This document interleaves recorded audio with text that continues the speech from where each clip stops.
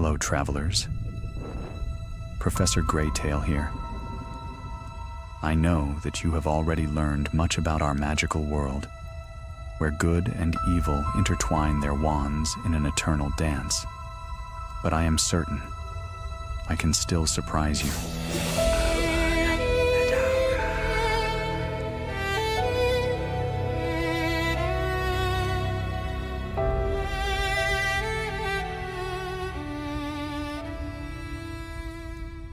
Night settled gently over the Carpathian Mountains, draping the Romanian dragon sanctuary in hues of violet and ember. The dragons were quieting for the evening, some curling beneath rocky overhangs still warm from the day, others gliding lazily above the trees as if unwilling to surrender the last stretch of twilight. Charlie Weasley stood at the edge of the main enclosure, boots dusty, hair ruffled by the wind, and a feeling, not quite dread, but close, lingering in his chest. He had worked with dragons long enough to know that their silences could be as meaningful as their roars. Tonight, the quiet felt wrong. Behind him, lanterns flickered along the wooden walkways that connected the sanctuary huts. The keepers were finishing their final rounds, checking harnesses, counting feed barrels, and murmuring about an approaching cold front. But Charlie remained still, eyes fixed on the ridge that bordered the sanctuary's northern boundary. That was where the ridgebacks usually nested, and tonight, the sky above that ridge was empty. A voice called from behind him. "Charlie, you're still out here?" It was Alina Petrescu, one of the senior keepers. Practical, sharp-eyed, and braver than most, she had spent the afternoon with Charlie, tending to a stubborn Swedish short snout who had refused to eat unless her food was rearranged properly, a mystery only dragons understood. Charlie nodded toward the ridge. "Have you heard anything from Emberclaw since sundown?" Alina frowned. "Not a sound. I thought you had him on the southern range today." "I did. He flew back toward his usual roost near dusk, but he should have made noise by now. A dragon that size doesn't disappear quietly." Alina stepped beside him, tightening her cloak against the breeze. "Do you think he wandered off again? Like last spring?" Charlie shook his head. "No. Last spring he was following a nesting female. There's nothing drawing him away now." "Something's off." Silence fell between them, broken only by a distant crackle of dragonfire and the rumble of a settling thundercloud. Charlie felt the mountains watching, ancient, unblinking. At last, Alina sighed. "We'll check at first light." Charlie didn't answer. He was already turning away, heading toward the equipment shed. Alina caught his arm. "Charlie, not tonight. It's too dark, and the northern range is treacherous after rain. You know the cliffs shift." "I know," Charlie murmured. "But Emberclaw isn't just wandering. I feel it. Something's wrong, and if he's injured or trapped, waiting until morning might be too late." Alina hesitated only a moment before cursing under her breath and following him. She knew as well as he did. When Charlie had that tone, there was no convincing him otherwise. Inside the shed, lantern light cast long shadows over coils of rope, fireproof gloves, and reinforced dragon handling gear. Charlie gathered essentials with practiced speed. His movements were swift but not reckless. Careful preparation had always been the reason he still possessed all his limbs. "Fine," Alina whispered, pulling on her own gear. "But we take the south trail up the ridge. The north face is washed out." Charlie nodded his agreement. Together, they stepped back into the cool night air, the shed door creaking shut behind them. As they crossed the open grounds, a soft rustling reached Charlie's ears. He paused. A shape darted between two storage crates, quick, low to the ground. A fox, perhaps, or a stray Kneasel. Yet something about the movement felt deliberate, as though whoever, or whatever it was, had been watching them. Alina noticed his pause. "What is it?" "Not sure," Charlie murmured. "Thought I saw something." They waited, listening.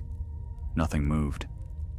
Finally, they continued on, though Charlie kept glancing over his shoulder.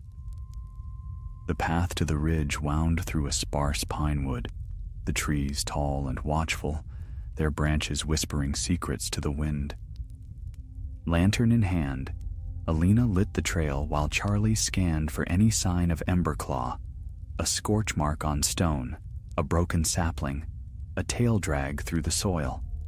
But the ground was strangely undisturbed. They reached the lower ridge within half an hour. Above them, cliffs loomed like jagged teeth, catching the moonlight in sharp silver gleams. Charlie cupped his hands around his mouth and called into the night, voice echoing across the rocks. "Emberclaw!" Only the wind answered. Alina's lantern flickered as she turned.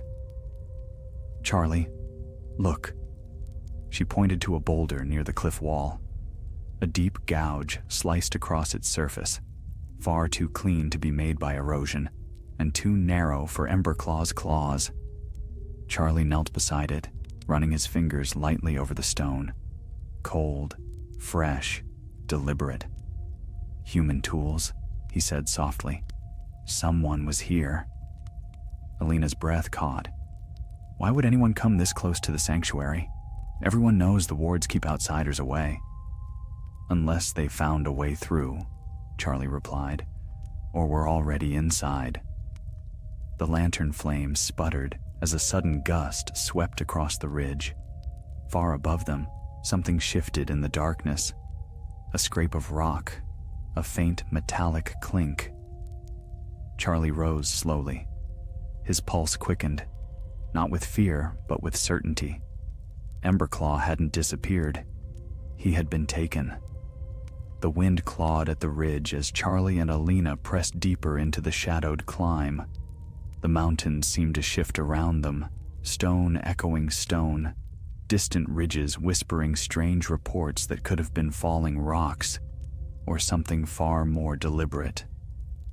Lantern light quivered against the cliff face, revealing narrow ledges and jutting crags that made the path feel like the spine of some vast, sleeping creature. Charlie kept his wand in hand now. Though he did not raise it, the familiar wood gave him a steadying sense of readiness. Dragons, he understood. People using tools to cut into stone near a sanctuary. People who might steal a fully grown ridgeback. That was a different matter entirely. Alina scanned the terrain behind them. If someone came through the wards, wouldn't they have left traces? The ministry checks them every season. Unless they slipped through before the new boundary anchors were placed, Charlie murmured. Or they had help from someone who knows dragon wards. His voice tightened. And whoever they are, they weren't afraid to come close. Emberclaw is powerful, even temperamental. To take him without alerting the whole sanctuary. They had to know exactly what they were doing, Alina finished. The gouge in the boulder troubled her. Charlie could see it in the way she kept glancing back at the mark, mind working through possibilities. She was no stranger to danger. Living among dragons required courage. But this was a different kind of threat. They climbed until the pines thinned, replaced by low, wind-scoured brush. Here the ridge opened into a plateau where Emberclaw often stretched his wings at dawn. Charlie had stood on this very spot many times, watching the dragon's silhouette fan out against the rising sun. Seeing it empty felt like seeing a hearth without a flame, wrong in a way that ached. He knelt again, examining the ground. The soil here was softer, patches of moss clinging to crevices between uneven stones. He brushed aside a tuft, revealing a shallow groove. "Drag marks," Charlie whispered. "From Emberclaw? No, too small." and too straight. He traced its line with careful fingers. Something was dragged through here, something heavy. Look, another mark, and here. Alina stepped closer. Crate tracks? Possibly, or equipment, but they were hurrying. See how the earth is torn here? Someone lost footing. He rose slowly. Their unknown trespassers had climbed toward the upper cliffs. And if they carried crates or harness gear strong enough to restrain a ridgeback, a chill threaded down his spine. "We need to keep moving," he said. They continued upward, breath misting in the thin air. Moonlight washed the stones silver, and every sound seemed magnified. The crunch of gravel beneath their boots, the distant call of a night bird, the soft hiss of wind threading through narrow chasms. Then something new reached them, a faint, rhythmic thudding, like a heartbeat muffled by earth. Alina halted. "Do you hear that?" Charlie listened. The sound seemed to come from beyond the next rise, where the cliffs curved inward to form a natural alcove. He motioned for caution, dimming the lantern so only a faint glow seeped through his fingers. They approached the alcove's edge. Below them lay a narrow hollow, sheltered from the wind. A cluster of wooden crates stood half buried in shadow. Some were cracked open, lids pried back. Others remained sealed. Ropes and metal hooks lay scattered across the ground, glinting coldly in the moonlight. And in the center, a strange device, iron-ribbed, unfamiliar, its gears faintly pulsing with a dull, enchanted glow. Alina's breath trembled. This isn't sanctuary equipment. Charlie descended first, wand raised. The air around the crates smelled faintly of oil and singed rope, as though something enormous had strained against bindings not meant to hold. He knelt beside the device, studying its runes. A binding engine, illegal, old magic, banned for good reason. Someone had used this to subdue a dragon.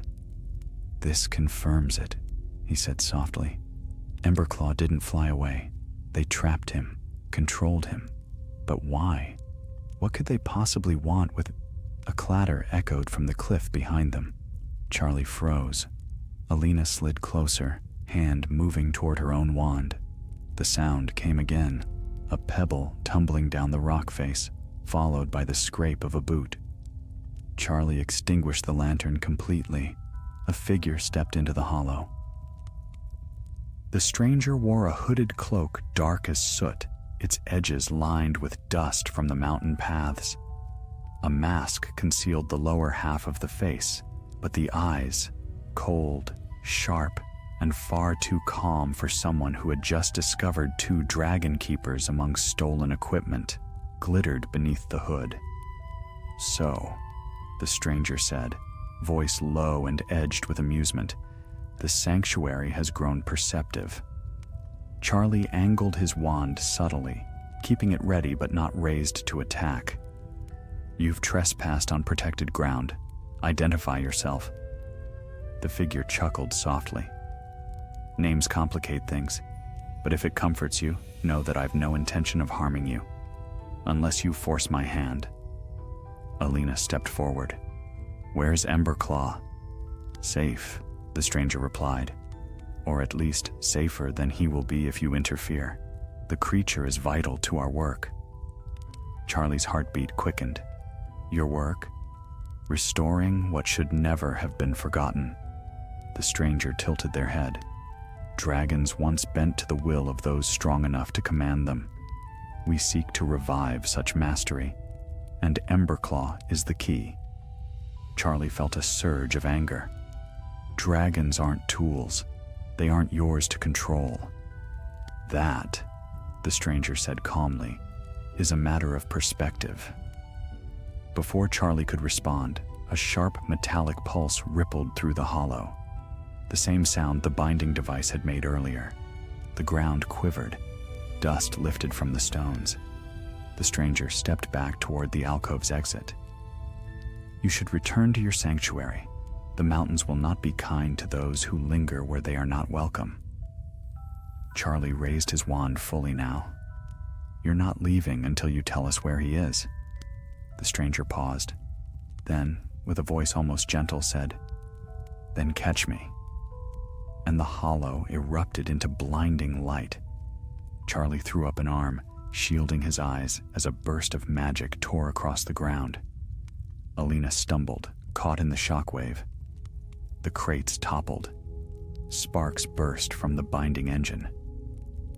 When the light faded, the stranger was already sprinting up the ridge, cloak whipping behind them. Charlie didn't hesitate. He charged after the fleeing figure, heart hammering, knowing that this was no longer a simple search for a missing dragon. This was the beginning of a far deeper conflict, one that threatened not only Emberclaw, but every creature under the sanctuary's protection. And he intended to end it. The moon rode high above the jagged peaks as Charlie sprinted after the cloaked stranger, boots striking sharp echoes from stone. The ridge ahead narrowed into a steep ascent, and each step sent gravel skittering into the dark hollows below. Alina followed close behind, breath steady despite the altitude, her wand held ready though she did not yet cast a spell. The cliffs were too treacherous for reckless magic. The stranger moved with swift, purposeful strides, as though the mountain itself opened paths for them. Their cloaks snapped like a shadow caught in the wind. At times, Charlie thought the figure might vanish altogether, absorbed into the night. Yet always the faint glint of metal from their boots betrayed their position. "Keep close," Charlie called softly, not daring to shout in case the stranger veered toward some trap. The path curved along a sheer drop, the valley far below lit only by fractured moonlight. Dragons often roamed the far ridges, but tonight the sky was strangely empty. Charlie had hoped to hear even one distant roar, even the rumble of a Welsh green beyond the borders, but silence seemed to press upon the world with a thickness that made his skin tighten. The stranger reached a narrow cleft between two pillar-like stones. Charlie saw them slip through, disappearing from view. He quickened his pace, leaping the last few steps, only to halt abruptly as Alina caught his arm. "Wait! Listen!"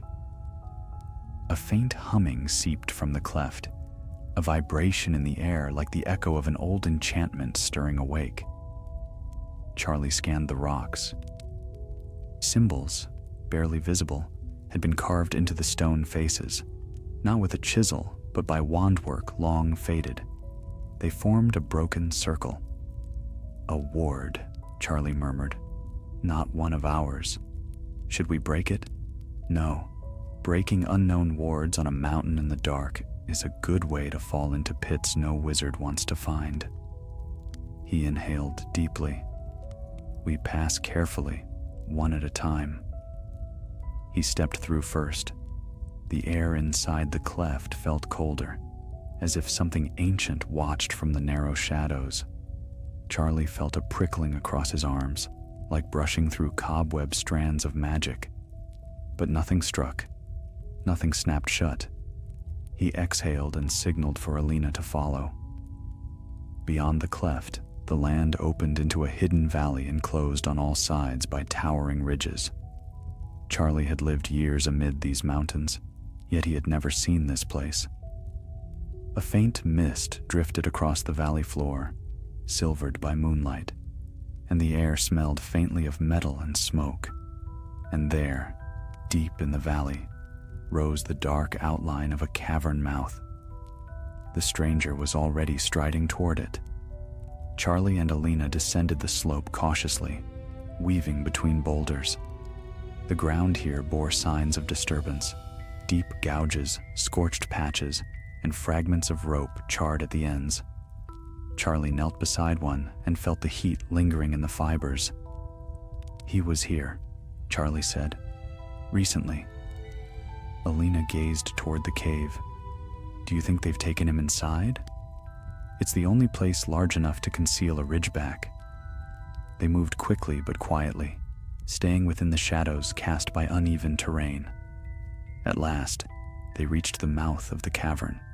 From within came a dull, rhythmic rumble, the breathing of something vast. Charlie felt his pulse quicken. He raised his wand, sending a small sphere of light drifting ahead.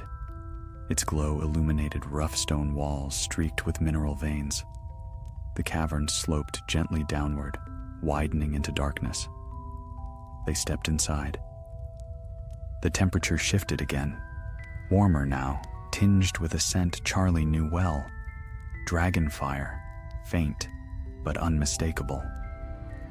The rumble grew stronger, accompanied by the occasional scrape of something shifting across the stone floor. And then a low growl rolled through the cavern. Alina stiffened. Charlie lifted a hand slowly in reassurance. If it's him, we don't want to startle. A brilliant flare erupted deeper within, casting stark shadows across the walls. For a moment, Charlie glimpsed a massive silhouette, wings partially unfurled, scales glinting like molten gold. His heart leapt. "Emberclaw," he whispered. But something was wrong. The dragon's posture was rigid, movements jerky, as though struggling against invisible restraints. Chains, not physical, but magical, glimmered faintly around his chest and neck, tightening whenever he shifted. His eyes, usually sharp and full of fierce intelligence, flickered with an unnatural shimmer. "What have they done to him?" Alina breathed. Before Charlie could answer, footsteps echoed across the cavern floor. The stranger emerged from behind a stone pillar, now unmasked. Their features were sharp, determined, carrying the look of someone who believed entirely in the righteousness of their cause. "You see now why I told you to turn back," they said calmly. "The creature must obey us, for his power will be the key to awakening the ancient bond." Charlie stepped forward, fury building. "Release him, now!" The stranger's expression did not change. "Impossible.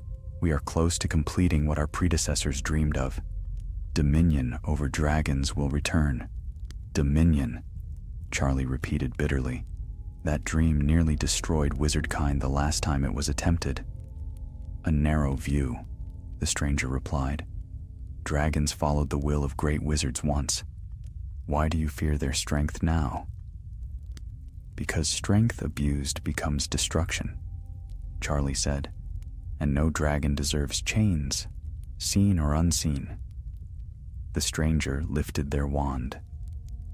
"You will not hinder us!" Charlie expected a duel. Instead, the stranger turned their wand toward Emberclaw. "Stop!" Charlie shouted, but the spell was already cast. A surge of sickly blue light struck the dragon's chest.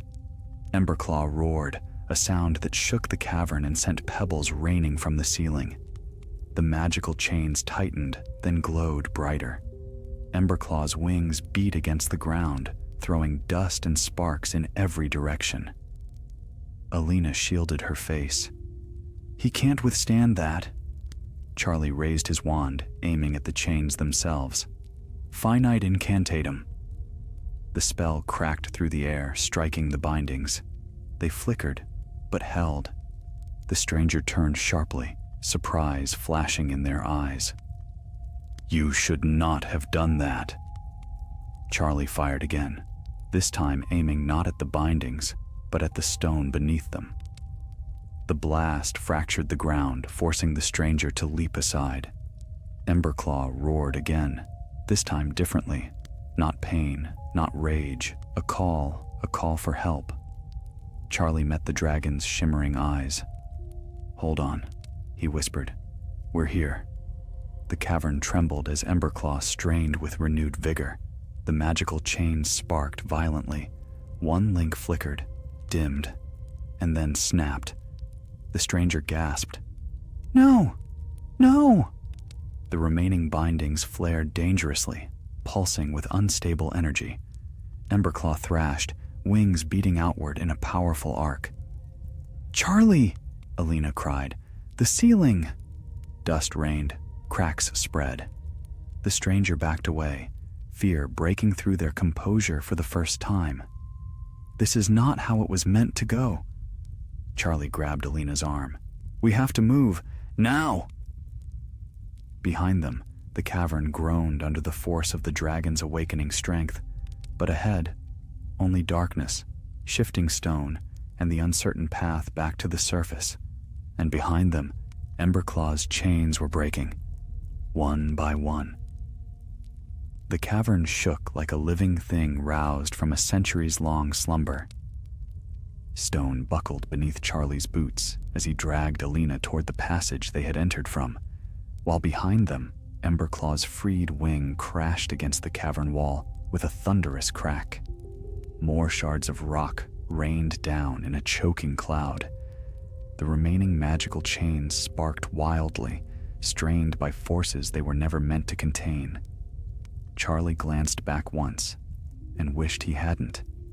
The stranger stood beside Emberclaw, shield charm shimmering around them in a faint blue sphere. Their eyes were fixed on the dragon with a desperate intensity, as though trying to will the bindings back into place. Emberclaw's gaze burned with rising fury, his tail lashing fiercely enough to send stones tumbling across the floor. "Alina, hurry!"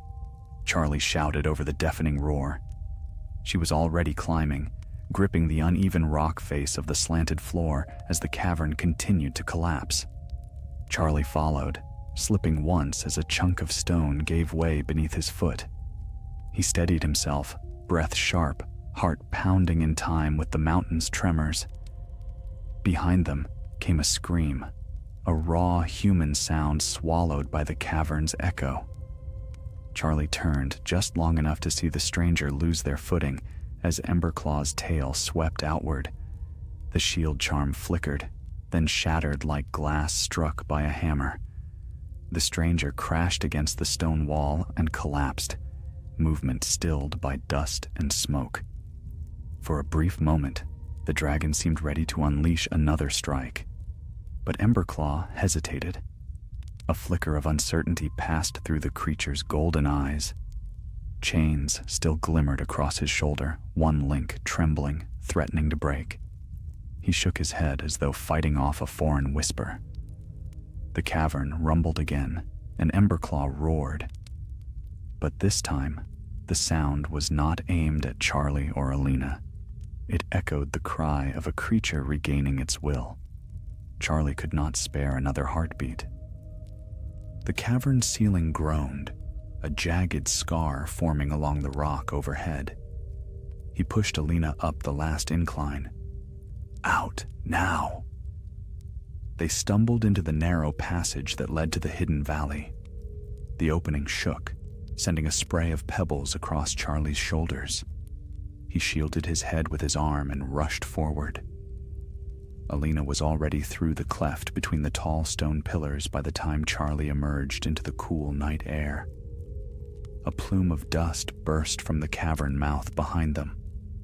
The valley quivered.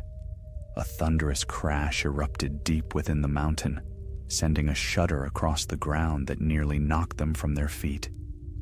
The cavern was collapsing. Alina steadied herself, coughing. "Charlie, do you think he got out?"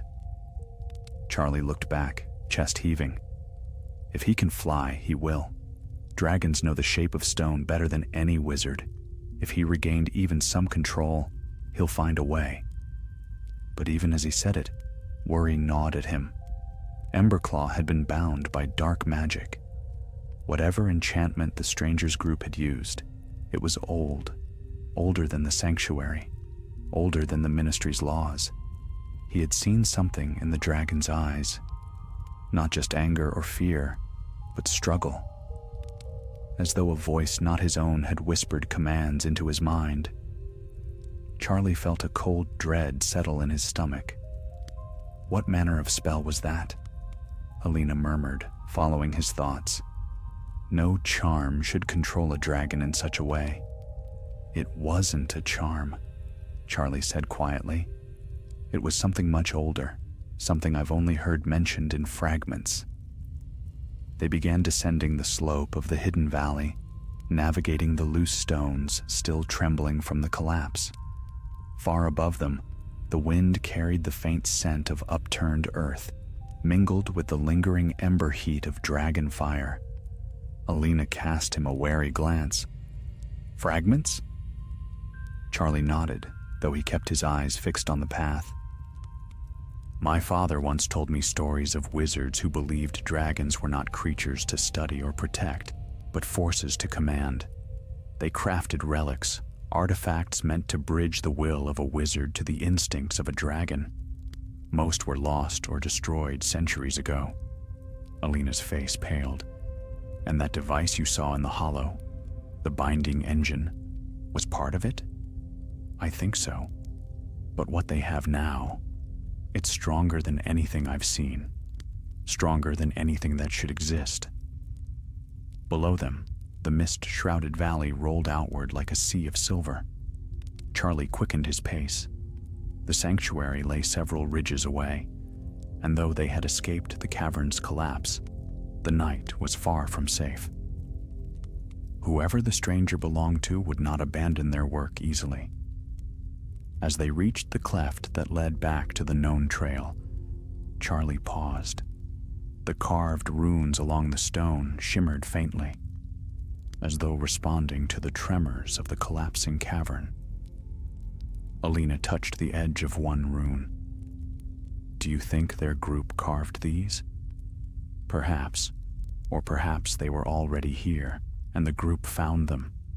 These mountains hold secrets older than wizard settlements. He stepped through the cleft, letting the cool air of the pines wash over him. Beyond the hidden valley, the forest whispered once more with familiar sounds. Distant owls, rustling branches, the soft hum of night insects. The sanctuary's protective spells still pulsed faintly, a comfort and a warning both.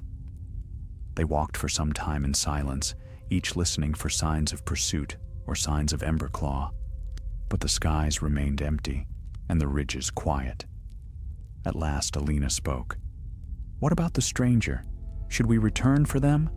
They might know more. Charlie hesitated. The image of the fallen figure, dust settling around their unmoving form, flashed through his mind. I doubt the cavern spared them, he said softly. And even if it did, they won't be eager to cross us again. Their group will have other agents. This was not the work of one person. Alina nodded grimly. Then Emberclaw isn't the only dragon in danger. No, Charlie replied. And that is why we must return quickly. We must warn the others, and we must prepare, because this was only the beginning. As they crossed the final stretch of forest, nearing the sanctuary lights that flickered faintly in the distance, a sudden gust tore through the trees. Leaves scattered across the path. The air trembled with a deep, resonant vibration. Charlie and Alina stopped at once. Above the treetops, a shadow passed across the moon, a vast silhouette with wings unfurled, gliding silently through the night. Charlie's breath caught. Emberclaw. The dragon soared with slow, deliberate strokes, his flight steady despite the remnants of broken enchantments shimmering faintly along his scales. But something was wrong. Emberclaw did not turn toward the sanctuary. He flew north, toward the highest peaks. Alina whispered, "Where is he going?" Charlie watched the dragon vanish behind a curtain of cloud, heart tightening with unease. "I don't know," he said, "but whatever voice tried to bind him, it may not be fully gone." He stepped forward again, urgency in his stride. "We must follow him at dawn." The sanctuary lights grew brighter ahead, warm and hopeful against the chill of the mountains. Yet Charlie knew that before this tale reached its end, those lights would face shadows far deeper than any he had imagined when the night first began. Dawn crept over the Carpathian peaks like a pale fire spreading across a sleeping giant. Golden light washed over the sanctuary, touching the dragon enclosures, the wooden huts, and the frost-covered roofs with quiet brilliance. Yet for all its warmth, the sunrise brought little comfort. Charlie had slept barely an hour. He stood now beside the main paddock, tightening the straps of a reinforced flight harness. Across the yard, dragon keepers stirred wearily, unaware yet of the night's grim discovery. Alina approached with 2 packs slung over her shoulders, her expression resolute. "They're gathering in the briefing hut," she said. "We should tell them together." Charlie nodded, though dread curled around his ribs. Dragon keepers were brave by necessity, but courage did not erase fear, and what he was about to reveal would strike fear at the heart of every one of them. Inside the hut, a small group already awaited them. Mihai, the sanctuary overseer, Camellia, whose knowledge of wards rivaled that of many ministry specialists, and 2 junior keepers who had been preparing the morning rounds. The air smelled faintly of ink and parchment, and a map of the sanctuary ridges lay spread across the central table. Mihai looked up as they entered. His lined face tightened with concern. "You both vanished last night. We feared something had gone wrong." "It did," Charlie said. "Emberclaw is gone, and not by his own will." A murmur rose, sharp with disbelief. Charlie explained everything: the binding engine, the cloaked stranger, the ancient enchantments, and the cavern that had nearly swallowed them alive. He spoke plainly, omitting nothing, for in the face of such danger, honesty was their only armor. When he finished, silence fell like a stone cast into deep water. Camellia leaned forward, fingers trembling slightly. "A dragon-binding relic, resurrected, that is forbidden magic, magic from a darker age." Mihai rubbed a hand across his jaw. "Why Emberclaw, of all our dragons?" "He was strong," Alina answered. "Stubborn. If you wanted to test control over a powerful creature, you'd choose one with a fierce will." Mihai looked to Charlie. "And you said he broke free?" "Partially," Charlie said. "But a trace of the enchantment remains. I could see it in his flight. Something still calls to him." "And he flew north," Alina added, "toward the highest peaks." At once, Camellia paled.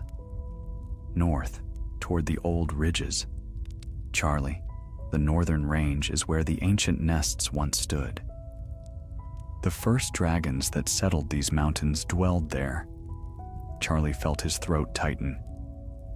"Then whatever relic they used may be calling him back to the source of that magic." Mihai breathed heavily, troubled. "We cannot let him go alone. If the relic is active, it may be drawing other dragons as well.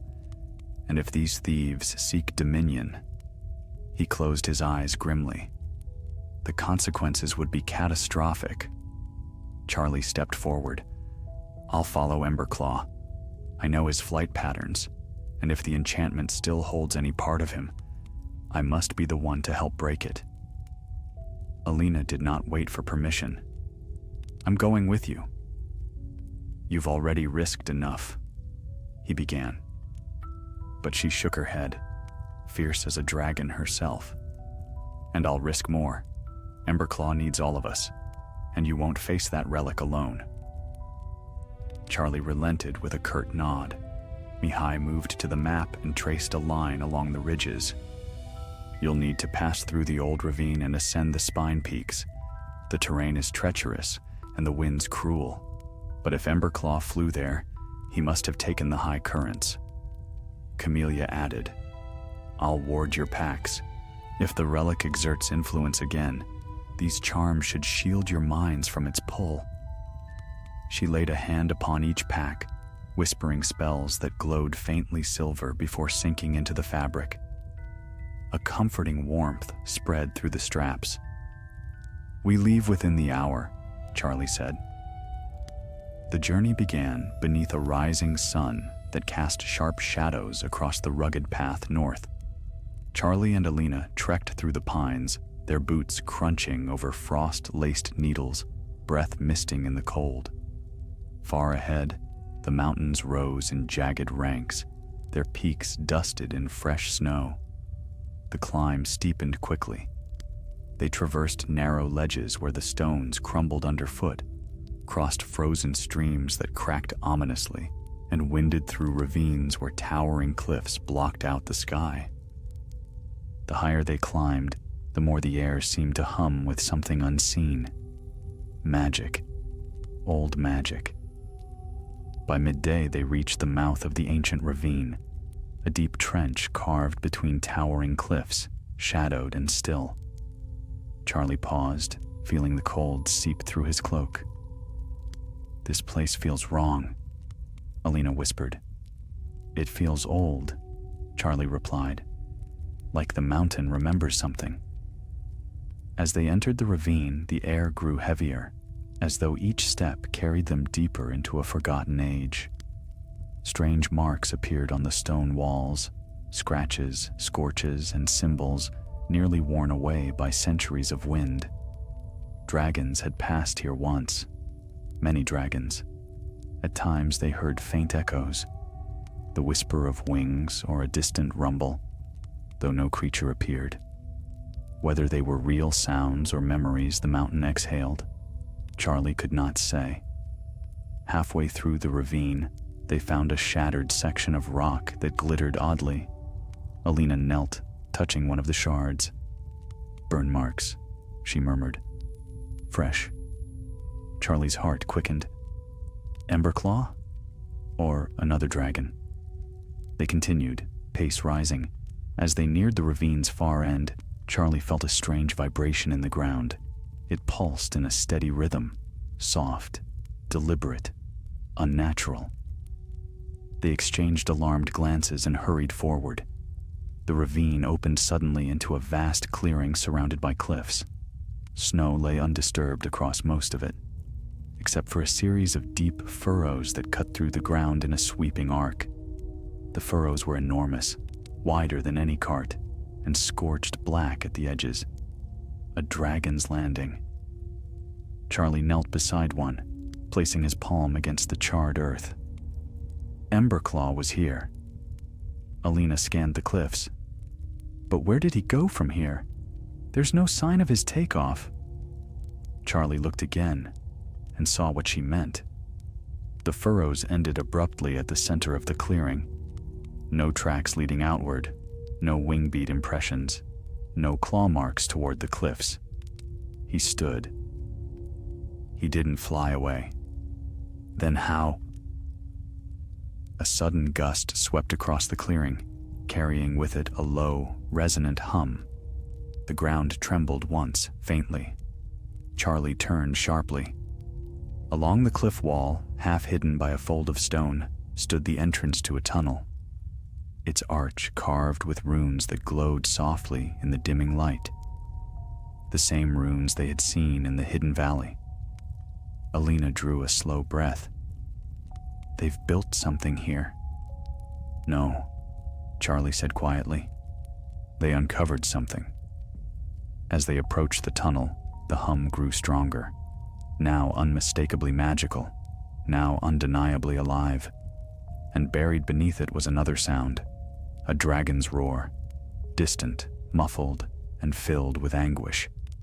Charlie's pulse surged. He tightened his grip on his wand.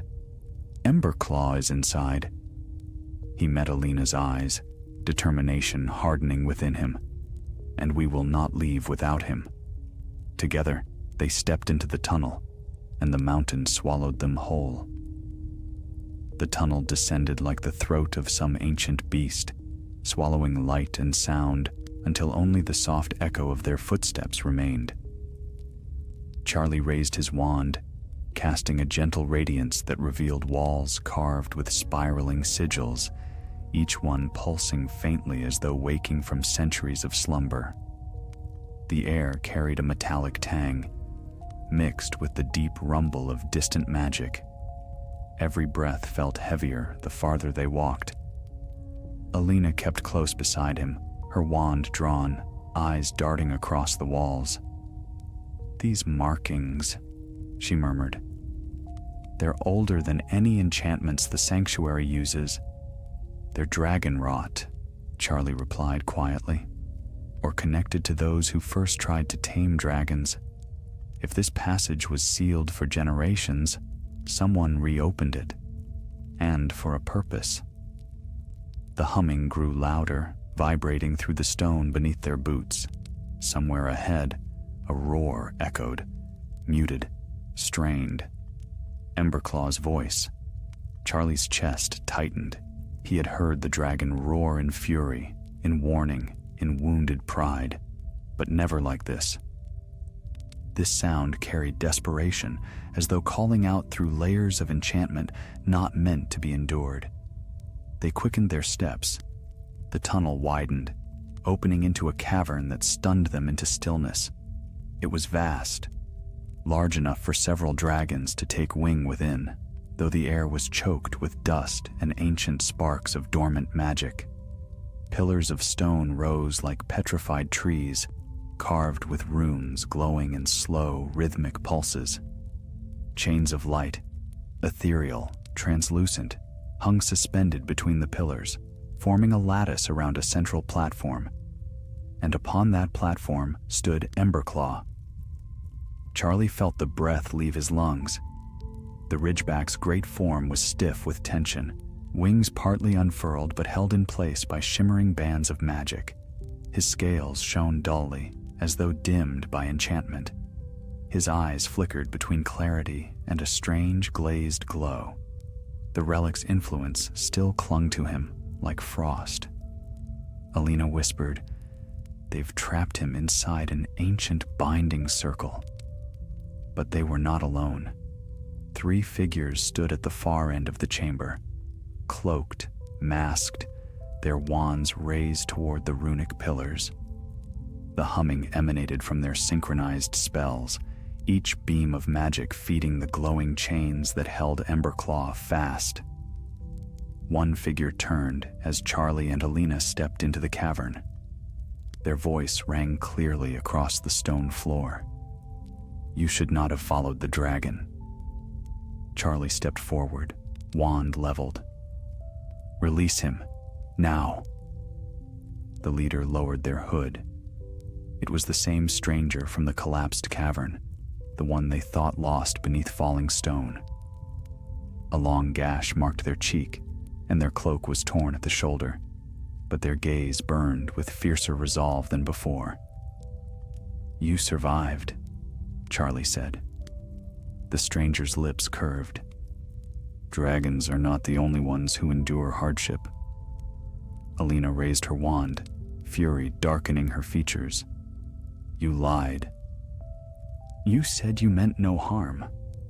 "And I do not," the stranger replied calmly. "Harm lies in letting power slip through cowardly hands. You safeguard dragons as though they were fragile creatures. They were born to reshape the world." Charlie's grip tightened. Dragons were born free, and nothing in this chamber resembles freedom. The stranger gestured to Emberclaw. "He is the first, a conduit. His will, once aligned with ours, will awaken the dormant magic of this place. Soon, the others will come, drawn by instinct older than written language." Charlie felt a chill. "Others?" he repeated. The stranger nodded. "Already the relic's call spreads through the mountains. Dragons from distant ranges feel it. They will come, seeking the source. And when they do, we will restore the ancient bond between wizard and dragon." Alina's voice shook with anger. "You mean to enslave them?" "Enslavement?" the stranger said with a laugh. "No, partnership. cooperation, a return to the natural order. Charlie stepped toward the platform, trying to reach Emberclaw's eyes. He doesn't look willing. The dragon stirred weakly at the sound of his voice. A flicker of recognition lit his amber pupils.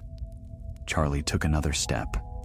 A blast of magic struck the stone at his feet. "Stay back," the stranger warned. "You are not meant to be here. You will interfere."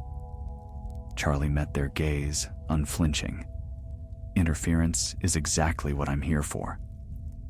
The cavern trembled as Emberclaw let out a low, mournful growl. His wings strained against the magical bonds, sparks scattering like fragments of starlight.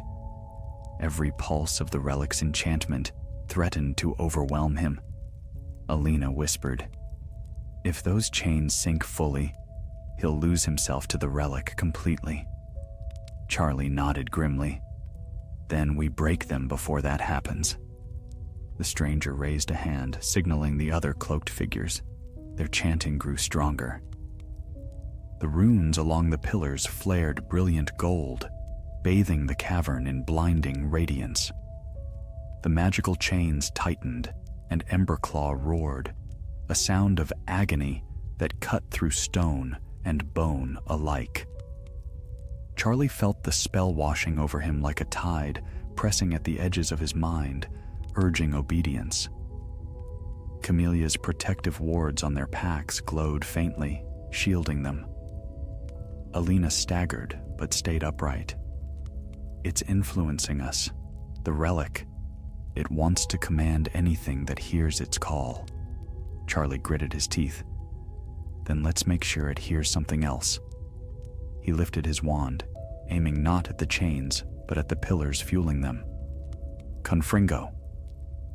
The spell thundered across the chamber, striking one of the stone pillars with explosive force. Cracks spidered across its surface, and its runes faltered, momentarily dimming.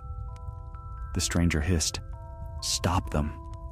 Two cloaked figures broke formation, turning their wands upon Charlie and Alina. Twin streams of magic burst forth. Charlie rolled aside, the spell scorching the floor where he had stood. Alina countered with a sweeping arc of red light, knocking one figure backward. The cavern erupted into chaos. Magic flashed across the chamber. Sparks rained like fiery snow. The dragon's roars shook loose dust from the ceiling in great clouds. Charlie ducked behind a pillar, a jet of blue fire streaking past him. He struck again, this time shattering a segment of the runic lattice. The magical chain nearest Emberclaw flickered, then snapped with a sound like shattering crystal.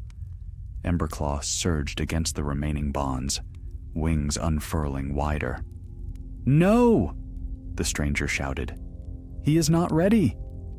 Charlie felt a surge of hope. Ready for what? To obey you? He'll never be ready for that. With a furious cry, the stranger gathered energy for a powerful spell, one that made the air crackle. Charlie braced himself. But before the spell could fly, Emberclaw unleashed a burst of fire that blazed across the chamber, striking the pillar behind the stranger and splitting it clean in two. The chamber shook violently. The chains around Emberclaw dimmed.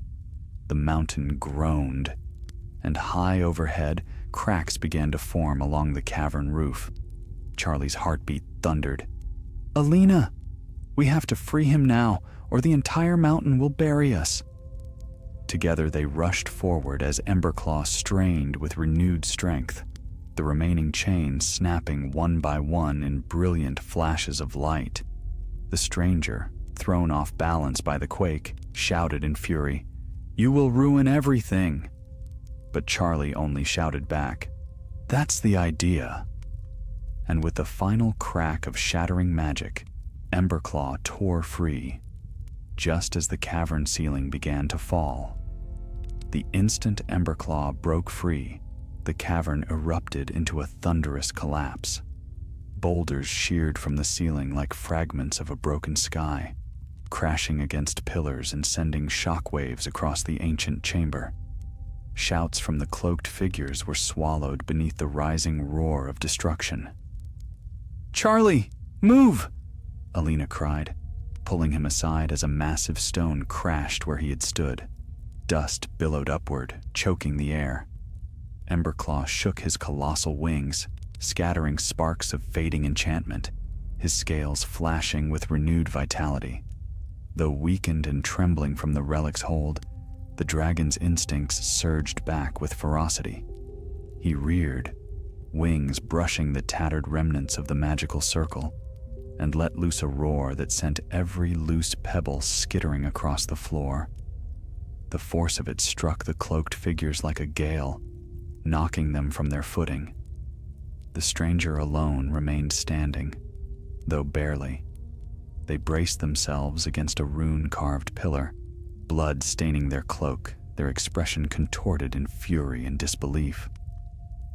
"This chamber is sacred," the stranger shouted through the quake. "It was not meant for your meddling. You bring ruin, again." Charlie steadied himself against a broken ledge. "It wasn't ruin until you tried to enslave a living creature."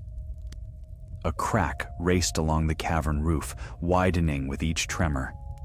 Emberclaw's massive form shifted, wings sweeping outward in a defensive arc. The cavern ceiling groaned as though the mountain itself resented the spell breaking. Alina pointed upward, voice tight. "Charlie, we must get to him. If the tunnel collapses, there will be no escape." Charlie nodded. "Stay behind me. Emberclaw trusts my voice more than any command from them." Together they dashed across the chamber. Falling stones battered the floor behind them. Emberclaw crouched low, pupils dilated with pain and confusion, but his gaze focused on Charlie as he approached. "Easy, Emberclaw," Charlie called, forcing his voice steady against the shaking ground. "We're here. You're free now. We'll get you out." The dragon breathed a wavering plume of smoke, his pointed snout dipping as if in recognition. One wing sagged where a binding chain had torn free, leaving scorch marks along the membrane. But he still possessed strength, great, towering strength that might save them all. Charlie glanced at the tunnel entrance. Rubble already blocked part of the archway. "Alina, when he moves, stay close. The wind from his wings will be strong." Before Alina could respond, a sharp, searing blast struck the ground between them. Charlie shielded his face. The stranger stood across the chamber, wand raised, fury blazing. "You do not understand the purpose of this place," they shouted. "Its power is not yours to defy." Charlie aimed his wand. "If that power turns dragons into puppets, it deserves to be buried." The stranger's next spell arced through the falling dust like a streak of lightning. But this time, it did not reach its mark. Emberclaw shifted, wings folding protectively. The spell ricocheted off a scale, scattering harmless sparks across the floor. A growl rumbled from the dragon's throat, low, warning, unmistakably aimed at the stranger. For the first time, fear fractured the stranger's expression. "Impossible," they whispered. "He should still be bound. The relic's influence is broken," Charlie said. "He chose his side the moment he heard your voice." A boulder tore free from the ceiling, crashing between the stranger and the platform. Dust swallowed their form.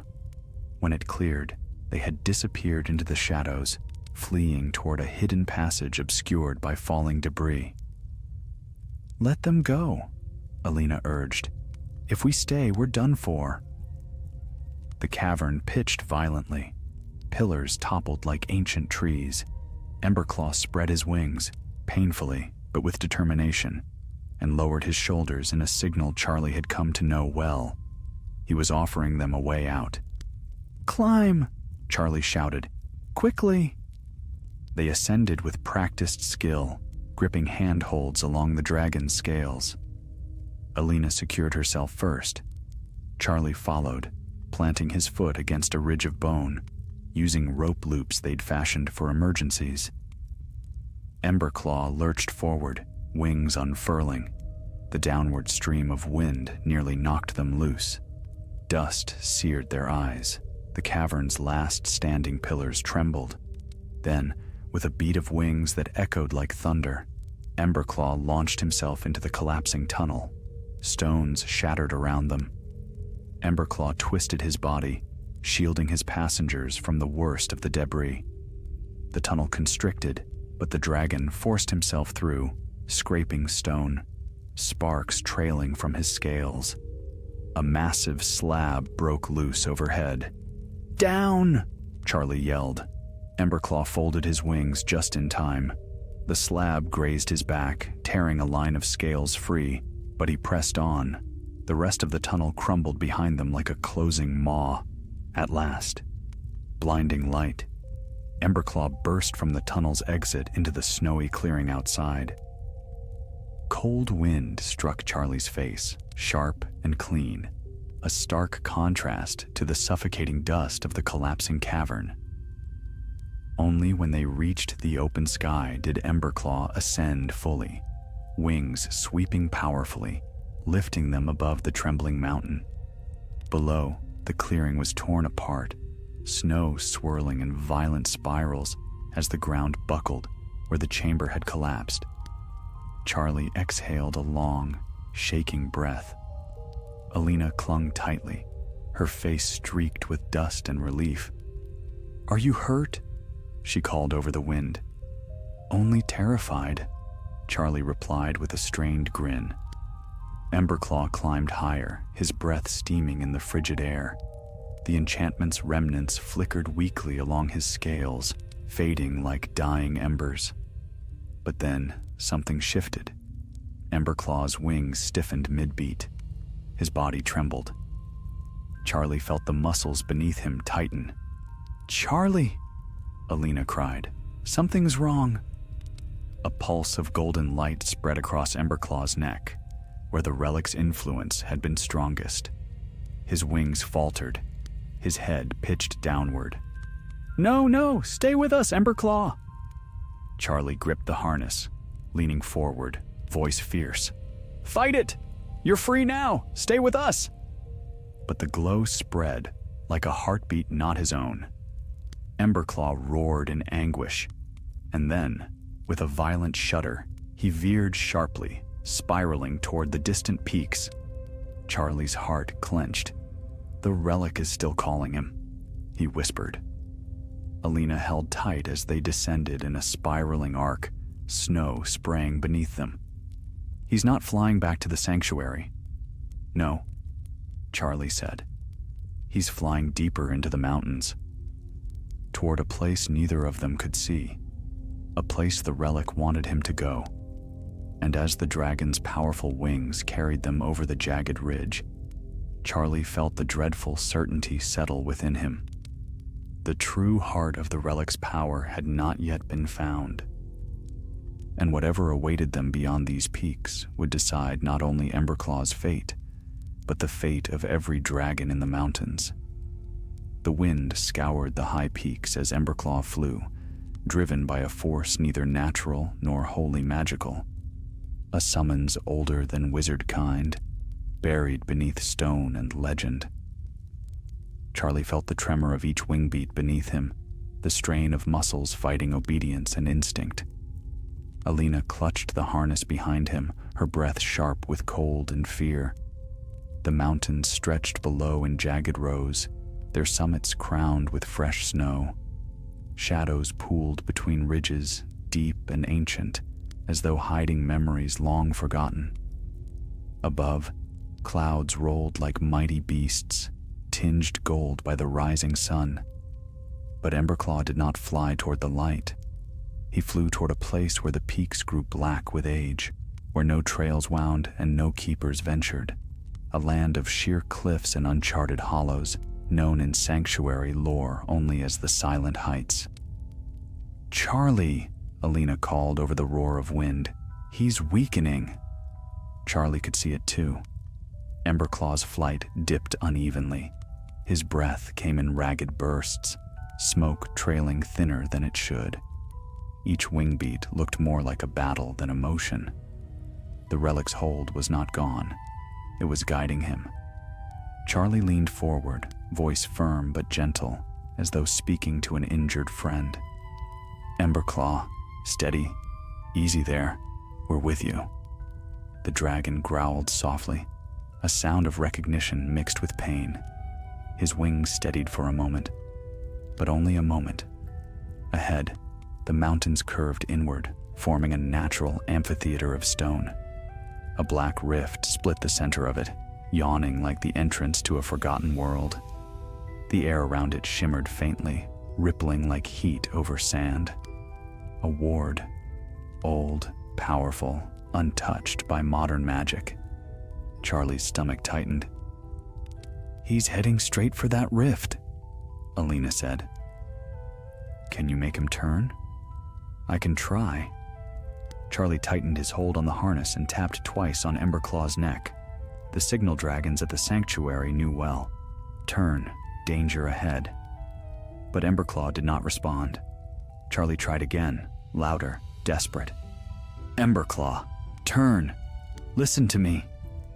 The dragon shuddered under the command, but the golden shimmer of the relic pulsed along his throat in answer.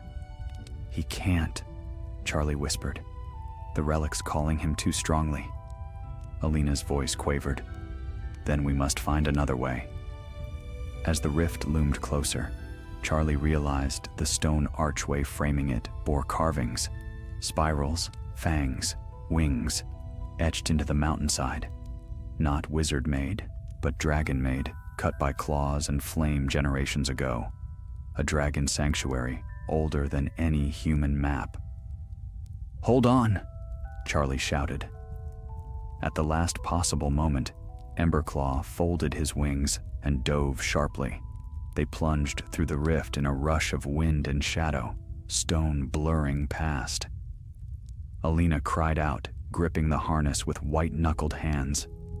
Charlie pressed low against Emberclaw's spine. Then they burst into a cavern so vast it felt like they had flown into the heart of the mountain itself. The chamber glowed with a dim, molten light. Pools of shimmering gold lay scattered across the ground, like liquid sunlight. The ceiling soared high above, draped in shadow, from which stalactites hung like dark teeth. The air thrummed with ancient power. Charlie felt it instantly. This place was not made for wizards. It was made for dragons. Symbols marked every wall, glowing faintly with the same rhythm that pulsed across Emberclaw's scales. The relic's magic lived here, richer and far more dangerous. Emberclaw landed heavily, stones cracking beneath his talons. He lowered his head and let out a low, pained moan. Charlie dismounted quickly, helping Alina down as Emberclaw swayed. "Easy," Charlie murmured, placing a hand against the dragon's flank. He could feel the heat of Emberclaw's breath, the tremor of his ribs. Alina scanned the cavern, wand raised. "Charlie, look." At the far end of the chamber lay an altar carved from obsidian, polished to a mirror-black shine. Resting atop it was an artifact the size of a human skull, shaped like a dragon's heart, faceted in glowing gold from within. Tendrils of light drifted from it like strands of fire, reaching toward Emberclaw. The relic, the true relic. And it was awakening. Charlie stepped back as the heartbeat-like pulse grew stronger. Emberclaw responded instinctively, pulling toward the altar, his claws scraping the stone floor. "No," Charlie whispered. "He's being drawn in." Alina shouted, "We have to break the connection before it takes him again." She aimed her wand and fired a spell at the relic. The golden light twisted in response. The spell fizzled before it reached the altar, sucked silently into the air as though swallowed. Charlie's heart pounded. It's protected by ancient wards. Magic like ours may not affect it. Then what will? Before he could answer, a voice echoed through the chamber. soft at first, then rising into sharp clarity. Dragonfire. Charlie spun around. Emerging from the shadows was the stranger, hood lowered, cloak torn, dust smudging their face. They limped slightly, but held their wand steady. Charlie's voice hardened. You followed us. You led me to what my people searched for, the stranger said. And now that the relic is fully awakened, it will bind not just one dragon, but all dragons who hear its call. Alina lifted her wand defensively. Stay back. But the stranger did not raise their wand to fight. Instead, they pointed toward the altar. This relic cannot be destroyed by wizard magic. Only dragonfire can break it, but the dragon must choose to destroy it, and your Emberclaw is too deeply bound. Charlie looked down at Emberclaw.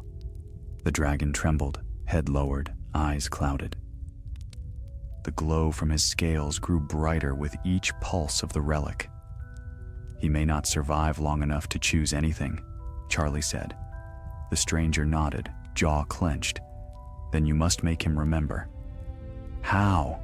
Charlie demanded. The relic is inside his mind. The cavern vibrated as the relic pulsed again.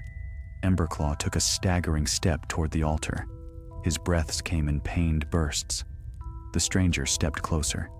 Speak to him, not as his keeper, but as his kin. He must hear your voice over the relic's call. Charlie hesitated, but Alina placed a hand on his shoulder. You know him better than anyone. If anyone can reach him, it's you. Charlie moved to Emberclaw's side. The dragon, mighty, proud, wounded, met his eyes with a flicker of awareness. Charlie took a deep breath. Emberclaw, he whispered, voice trembling. You are not a creature of chains. You are not a weapon. You are flame and sky and freedom. Remember the open ridges. Remember the morning winds you chased. Remember your strength, not theirs. The relic pulsed fiercely, trying to drown his words. Charlie stepped closer, pressing his forehead against Emberclaw's warm scales. Fight it. Come back. Choose your path. Something shifted. Emberclaw's pupils narrowed. His breath steadied. And then, with a roar that shook the cavern, he rose. The golden tendrils fought him, clawing at his wings, dragging him toward the altar. But Emberclaw would not be moved. He turned toward the relic, chuckled smoke, opened his jaws. Light gathered deep within his throat. Bright, blinding, ancient flame. The relic pulsed in panic, its tendrils whipping wildly, and Emberclaw unleashed a torrent of dragonfire. Emberclaw's fire struck the relic in a blazing torrent, brilliant as molten gold and fierce as a storm unleashed. The cavern filled with the deafening roar of dragon flame, its light reflecting off the obsidian floor like 1,000 shards of sun.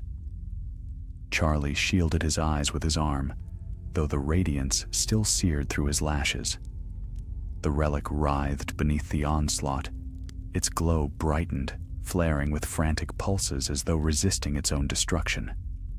Tendrils of light lashed outward, striking nearby stone pillars and sending sparks tumbling like dying stars. The air grew scorching.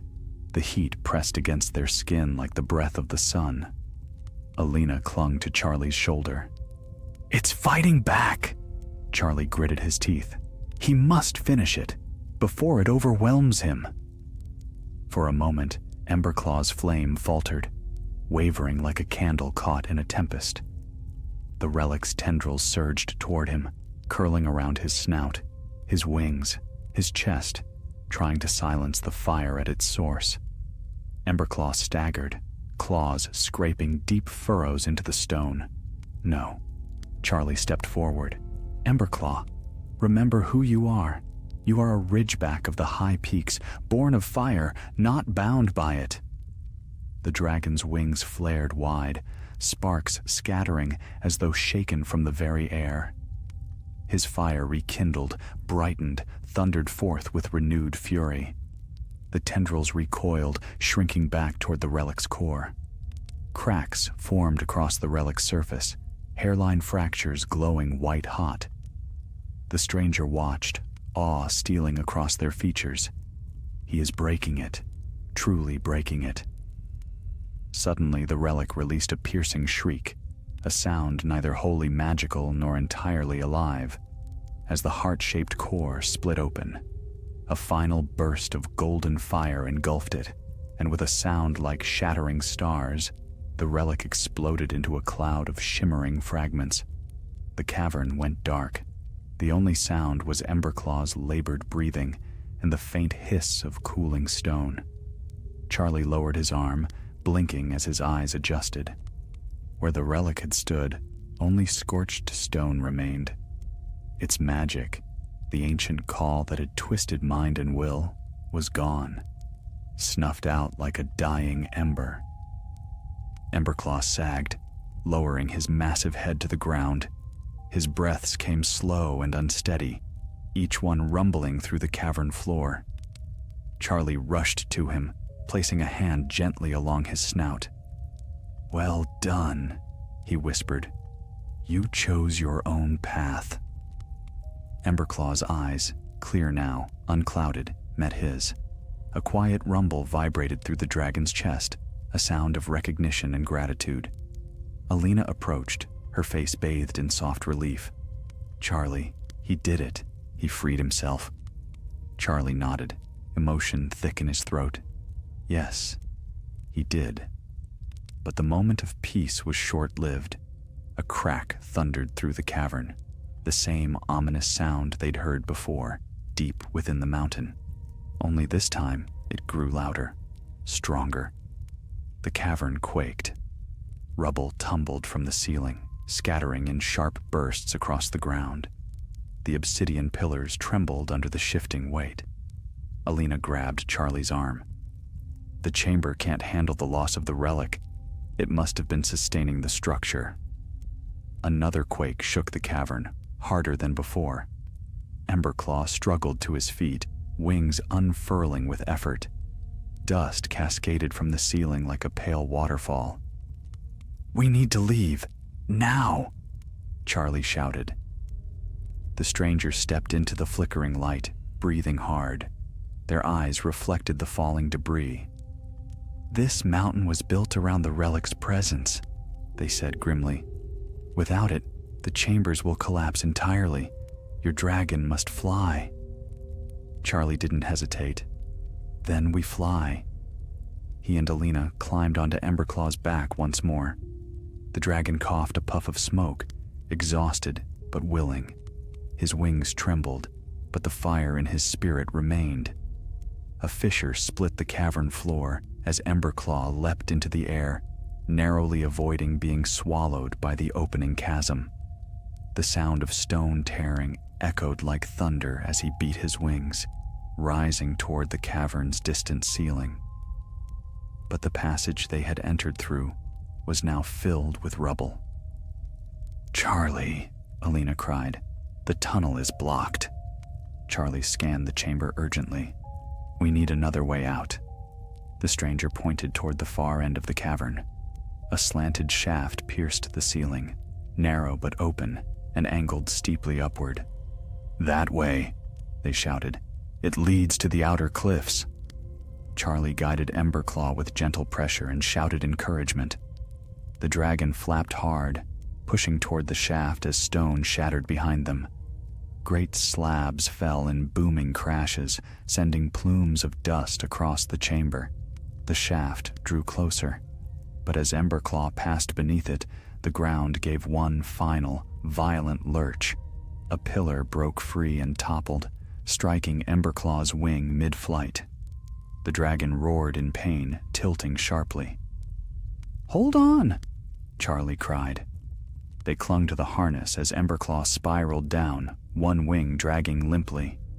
He collided with the cavern wall, claws scraping desperately for hold.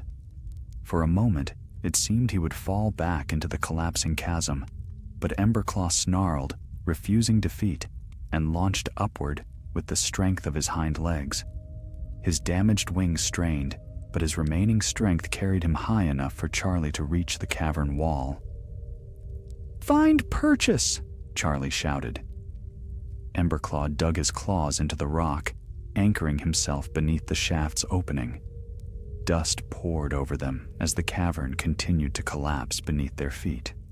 Alina glanced downward, horror widening her eyes. "Charlie, it's falling apart. We have seconds." "Emberclaw," Charlie murmured, pressing a hand to the dragon's scales. "You've flown storms more fearsome than this. One more climb, just one." The dragon growled, muscles coiling. With a mighty heave, Emberclaw thrust himself into the shaft, wings pinning close to his body. Charlie flattened himself against the harness. Stone scraped harshly along the dragon's sides, sparks flying as scales met rock. The light grew brighter, the shaft widened, and suddenly they burst into open air. Emberclaw emerged onto a high cliffside overlooking an immense sweep of mountains. Snow swirled around them, the dawn sky vast and pale. Behind them, the rift shuddered as the cavern collapsed inward, sealing itself beneath tons of stone. Emberclaw landed heavily on the ledge, collapsing onto his side in exhaustion. Charlie and Alina slid down at once, rushing to his aid. The stranger climbed from the shaft a moment later, coughing but alive. Charlie turned to them, chest heaving. "This ends now. No more relics. No more enchantments on dragons." The stranger's shoulders sagged, the fight finally leaving them. "The relic is destroyed. Our ambitions crumble with it." "What remains of your cause?" Alina asked sharply. The stranger looked toward Emberclaw, wounded but free, and their voice softened. "Only regret." A cold wind swept across the cliff, carrying silence with it. Charlie placed a hand on Emberclaw's flank, feeling the dragon's steady but weary breath. The mountain had swallowed its secrets once more, but the danger was not gone. As Charlie gazed into the distance, toward ridges still cloaked in morning mist, he sensed that the destruction of the relic was only the beginning of a greater reckoning, one that might soon reach beyond the mountains and into the wider wizarding world. Snow gusted across the cliffside in swirling veils as Emberclaw lay recovering, his breaths slow and steaming in the frigid air. The sky above was a pale expanse of silver blue, the sun still timid behind a curtain of drifting clouds. Charlie knelt beside the great dragon, steadying one of the straps on the harness and whispering quiet reassurance, words meant for Emberclaw alone. Alina stood a little distance away, her wand drawn as she surveyed the surrounding ridge. High wind moaned through the jagged stones, and far below, the mountains descended into a labyrinth of ravines and icy forests. It was a realm older than any wand, shaped by forces no wizard had ever controlled. The stranger remained near the mouth of the collapsed shaft, breath unsteady, cloak torn and dust-covered. Their earlier fury had drained entirely. In its place lingered only exhaustion and the faint shadow of remorse.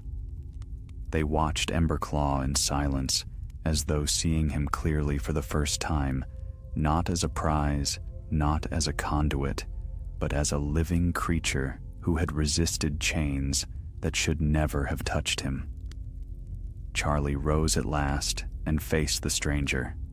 "Tell me everything," he said, voice firm but not cruel. "Who were your people? Why awaken such a relic? Why these mountains?"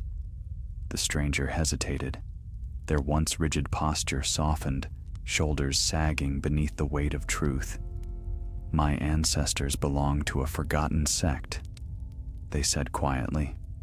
"Long before the ministry, before sanctuaries, there were wizards who lived in harmony with dragons, through dominance, yes, but also through reverence. They believed dragons were the key to understanding magic's oldest roots." Charlie narrowed his eyes. Reverence rarely begins with chains. The stranger winced. There is much I no longer defend. Over centuries, our teachings fractured. Some sought knowledge, others sought power. I was raised to believe the old bond could be restored, that dragons would willingly follow if only we learned the ancient ways again. Alina's voice cut sharply through the icy wind. Willingly? You tried to control Emberclaw. He nearly died under your spell. I know, the stranger whispered. And for the first time, I understand our folly. The relic, none of us realized how corrupt its magic had become after centuries entombed. The bond it forged was not partnership, it was enslavement. The dragons would lose their will, their identity, their very flame. Charlie studied the stranger for a long moment. The deceit, the fanatic purpose, both were gone. What remained was a person standing at the ruins of their beliefs. Your group, Charlie said. Are they still out there? Scattered, the stranger replied. Those who worked with me were apprentices of the old teachings. They believed I could guide them. With the relic gone, their cause will crumble, but some may cling to the idea. Broken beliefs are dangerous things. Charlie exchanged a grim look with Alina. Then we must return to the sanctuary. They need to prepare. A deep groan rumbled behind them. Emberclaw shifted, lifting his head. Though weary and wounded, his eyes shone with strength returned, clear, sharp, and free. Charlie approached, running a hand along the dragon's jaw. He's ready to move, Charlie said. Slowly, but he can fly. Alina exhaled in quiet relief. The sooner we leave this cursed ridge, the better. Yet before they could prepare for departure, Emberclaw stiffened. Charlie glanced up sharply. What is it? A tremor rippled across the air, light at first, like a distant heartbeat, then stronger. A low hum rose through the stones beneath their feet. Alina's face turned pale. No, we destroyed the relic. This shouldn't be happening. The stranger closed their eyes, grim understanding settling over them. It isn't the relic. Its destruction released power that had been held dormant for centuries. The mountain stirs because the relic's magic suppressed something far older. The cliff quaked. Charlie's pulse quickened. Older than the relic? Yes, the stranger murmured. These mountains were once nesting grounds of the first dragons. Not just creatures, beings of primal magic. The relic dampened their lingering presence. Without it, the old magic begins to rise again. Ridges cracked in the distance. Snow cascaded down their slopes in rolling sheets. The very wind seemed to vibrate with awakening force. A terrible thought struck Charlie. If dragons can feel this, they will come, the stranger finished. Drawn by instinct to magic they have not sensed in ages. Alina stepped backward as the tremors intensified. How many dragons? As many as still heed the ancient call. Emberclaw growled low, lifting his wings defensively. His stance had changed, not wounded now, but alert, protective. His nostrils flared as he tasted the air. Charlie felt his stomach drop. They're close. A shadow passed across the sun, then another, and another. Shapes emerged from the swirling clouds, vast winged silhouettes circling above the peaks. Their scales glimmered faintly in the dawn light. Silvers, greens, coppers, a dozen hues rippling as the dragons descended. Not hostile, not yet, but drawn by the resurgent magic pulsing beneath the earth. Alina whispered, "This is impossible." Dragons, dozens of them, spiraled downward, finding perches along the jagged cliffs surrounding the rift. Their roars echoed across the peaks, not in fury, but in agitation, confusion stirred by ancient forces they did not understand. Charlie stepped forward instinctively. They're looking for something. They feel the relic's echo. They sense the change. A massive Hebridean black landed on a ridge opposite them, wings beating the snow into a swirling storm. Its eyes fixed upon Emberclaw with fierce intensity.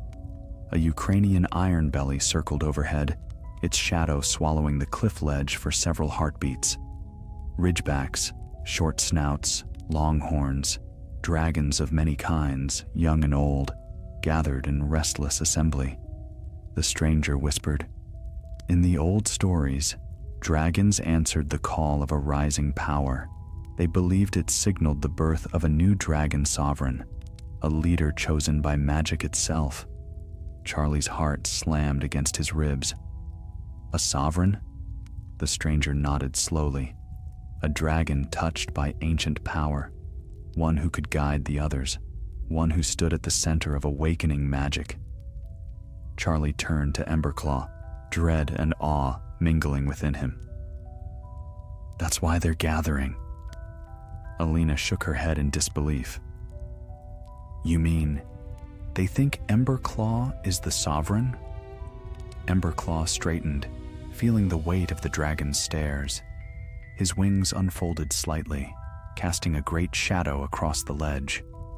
The dragons around the rift lowered their heads, not in submission, but in acknowledgement. A deep, resonant hum spread through the air, the collective voice of dragons answering a call older than wizardry. Charlie stepped closer to Emberclaw, lowering his voice. "You don't have to lead them. You don't have to bear this." Emberclaw's eyes met his, steady, ancient, certain. Charlie understood. He swallowed hard. "Then if you accept this, I will stand beside you, whatever comes." Alina looked between them, astonished. "Charlie, this changes everything. A sovereign dragon. The entire wizarding world will feel the consequences." He nodded slowly. "Then we'll face those consequences. But first, we must guide them away from the relic's ruins, before the mountains become their battleground." The tremors intensified once more, shaking loose snow and stone. The dragons stirred restlessly, wings rustling like a forest shifting in the wind. The stranger stepped back, awe softening their voice. "Be careful, Charlie Weasley. You walk between worlds now, keeper of dragons, and companion to one who may reshape their destiny." Charlie mounted Emberclaw once more. Alina climbed behind him. He looked out at the ring of dragons, their eyes burning with ancient awareness. "Then let us begin," he said softly. "There is much to heal, and much to guide." Emberclaw spread his wings, mighty and resolute, ready to rise, not as a prisoner of the relic's call, but as the dragon who had shattered it.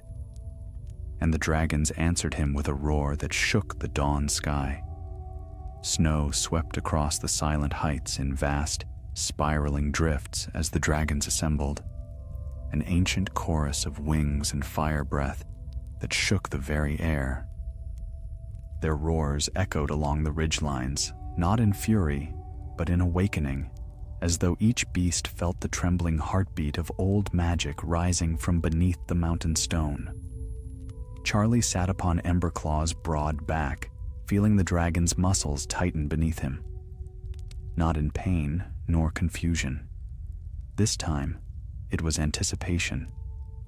A calling deeper than instinct thrummed through Emberclaw's frame, a summons he had resisted earlier but now recognized as something changed, something free of the relic's chains. Alina tightened her hold on the harness.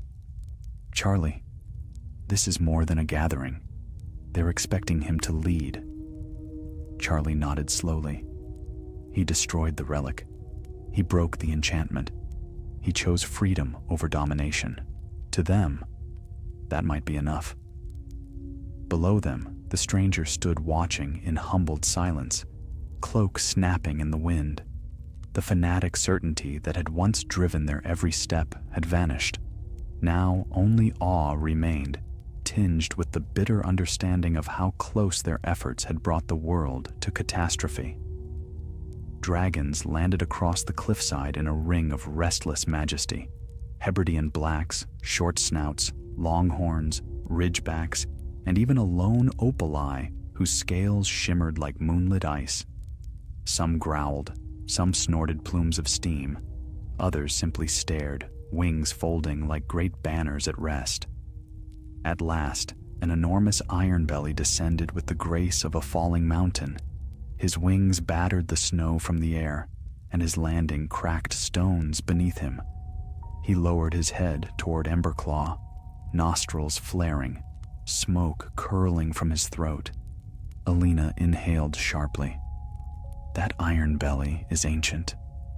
And the ironbelly leaned closer, rumbling like distant thunder, bowing his massive head. Charlie felt his heart tighten. "They're acknowledging him," he whispered. "Accepting him." Emberclaw lifted his head and a deep, resonant growl rolled from his chest, a sound not of dominance, but of recognition. The dragons responded, each one adding its voice until the mountains trembled as though giants stirred beneath the earth. Alina leaned near Charlie's ear. What will he do? Charlie could only shake his head. He must decide that himself. Emberclaw spread his wings, and light from the rising sun danced along his scales. The golden shimmer that had once been the relic's curse was gone, replaced by a natural radiance of strength reclaimed. He lifted into the air with a few powerful strokes. Snow parted beneath the gusts, swirling into spirals of white and gold. The dragons below rose to meet him, circling in wide arcs, forming a spiraling storm of color and fire. The sky filled with their thunderous wing beats. In the center of it all, Emberclaw hovered, roaring, a long, sweeping call that reached every mountaintop. Alina shivered. "Charlie, it sounds like a promise." "A promise," Charlie murmured. "Or a warning." The dragons quieted one by one, wings beating in silent coordination as they awaited Emberclaw's next move. Charlie guided the dragon gently downward until he landed again on the cliff. He dismounted, stepping to Emberclaw's side. The dragon lowered his head, touching his snout to Charlie's shoulder. "What is it?" Charlie asked softly. A rumble echoed beneath his palm. Emberclaw turned toward the distant ridges, toward the sanctuary. Charlie's breath caught. "You want to go home?" The dragon nodded slightly, but his eyes turned back to the assembled flight. Then he rumbled again, the sound layered with something immense, something weighty. Alina stepped closer. "He can't lead them into the sanctuary, Charlie. It would cause chaos, panic. The ministry would intervene immediately." "I know," Charlie said quietly. "And Emberclaw knows it too." He turned back to the dragons perched on the surrounding cliffs. They watched him, not with hostility, but with curiosity that bordered on expectation. The dragons had gathered at the relic's call. Now, with the relic destroyed, they needed purpose, guidance, and they were looking to Emberclaw. The stranger approached cautiously. In ancient times, dragons followed those touched by primal magic. The destruction of the relic released such power, but it does not belong to wizards. It belongs to them. Charlie met the stranger's eyes. Then why do they follow Emberclaw now? Because he resisted a force even the oldest dragons once obeyed, the stranger replied. He chose freedom. They respect that. A hush fell as the dragons shifted. The iron belly loosed a deep rumble. A Hungarian horntail perched on a distant jut of rock spat a small burst of flame, the plume curving toward the sky.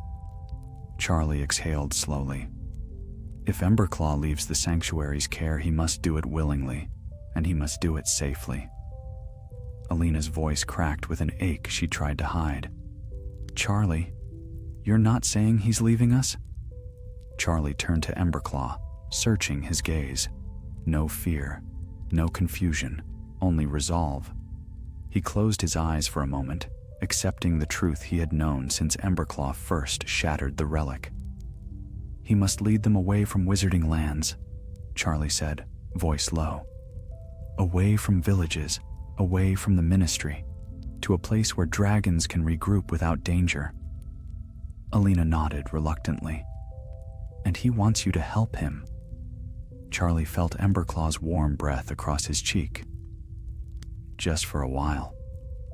The stranger stepped forward. If the dragons disperse under his guidance, a new age of conflict may be avoided. Without leadership, they might have descended upon magical settlements in confusion. You have prevented disaster. Charlie shook his head. Not yet. There's still work to do. He placed a hand gently on Emberclaw's snout. We guide them to the far ranges, beyond the northern peaks, beyond any place humans regularly travel.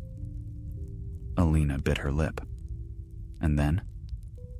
Then we find a way to return safely. Emberclaw cannot stay with me forever. He's meant for the skies. For them. The great dragon chuffed softly in agreement. Alina wiped a tear from her cheek and laughed shakily. Well, at least he seems sure of his destiny. Charlie smiled, though sorrow tugged at his heart.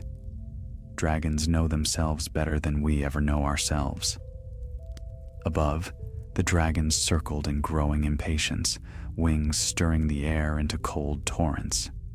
Charlie turned to the stranger. Will your people trouble us again? The stranger lowered their gaze. No, I will see to it that whatever remains of our order abandons its misguided path. The relic's destruction is proof enough of our folly. Alina eyed them carefully. And the ministry? The ministry, Charlie said grimly, must not learn of this gathering, not what almost happened, not what Emberclaw saved us from. They would panic, interfere, and dragons would suffer. A long silence settled over the peak. Snow drifted, wind whispered, dragons waited. Charlie climbed once more onto Emberclaw's back. Alina stepped forward urgently. I'll fly behind you, in case you need help. Charlie shook his head gently. Not yet. Someone must return to the sanctuary and prepare them. Tell Mihai everything. Well, almost everything. He'll know what to do. Alina's voice cracked. And if you don't come back? Charlie smiled faintly. I will. The wind rose. The dragons lifted, their wings catching the dawn.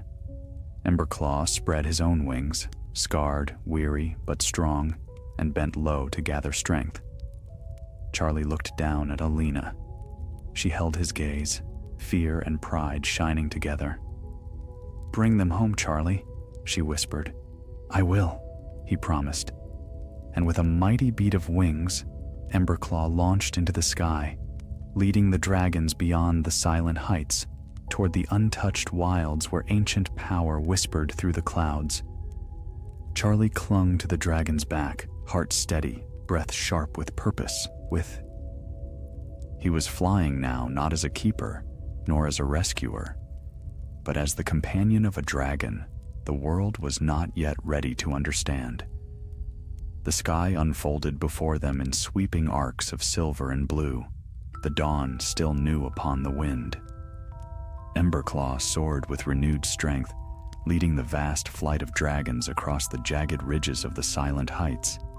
Their wings beat in thunderous harmony, stirring the air into rolling currents that streamed behind them like banners of ancient power. Charlie clung to the harness, his cloak snapping wildly as icy gusts cut across his face.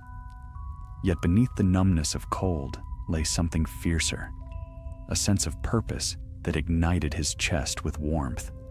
Below, valleys dipped into shadowed forests and frozen rivers, each one untouched by human presence. Ahead, the world narrowed into a rugged horizon of wild peaks, marking the threshold between lands known to dragons and lands long forsaken by men. The dragon's roars echoed between the mountains, a chorus of rising voices answering Emberclaw's call. They flew in staggered formation, horntails wheeling wide, longhorns sweeping high above, ridgebacks gliding low and sure. The Ironbelly, oldest among them, flew just behind Emberclaw, like a guardian carved from stone. "Charlie!" Alina's voice echoed faintly in his memory, full of fear and hope. "Bring them home." He tightened his grip on the harness. Home would come, but only after this task was done. Emberclaw let out a low rumble, turning slightly to acknowledge Charlie. The dragon's instincts were guiding him along currents no wizard could sense. Currents tied to magic older than the relic, older than the mountain, older still than the earliest dragon lore. Charlie whispered, "Lead the way, my friend. I trust your wings." The flight dipped, angling toward a pass between two towering peaks. Wind snarled through the narrow gap, tearing at their clothes and rattling loose snow from the cliffs. Emberclaw braced himself, wings tilting in strong, steady strokes. The dragons followed undaunted, weaving through the pass like a river of scaled thunder. Beyond the gap, the landscape opened into an immense plateau. Snow lay smooth and unbroken across its expanse, shimmering with pale gold as morning light spilled over the ridge. Frozen lakes glinted like sheets of ice-bound crystal. Jagged rock spires rose from the ground, some burnt black by dragon flame ages old. Charlie felt the air shift, lighter, colder, but alive with deep resonance. "This place," he murmured. "It feels untouched." Emberclaw descended in a slow spiral, guiding the dragons toward the broad center of the plateau. One by one, they landed in a great ring, talons cracking the ice beneath their weight. Flames flickered from restless jaws, wings folded, roars echoed and faded. The dragons had come to rest. Charlie slid from Emberclaw's back, boots sinking slightly into the packed snow. He stepped forward, gawking at the sight around him. A gathering of dragons so vast it defied imagination, each one glimmering with frost and starlight. Some gazed at Emberclaw with solemn respect.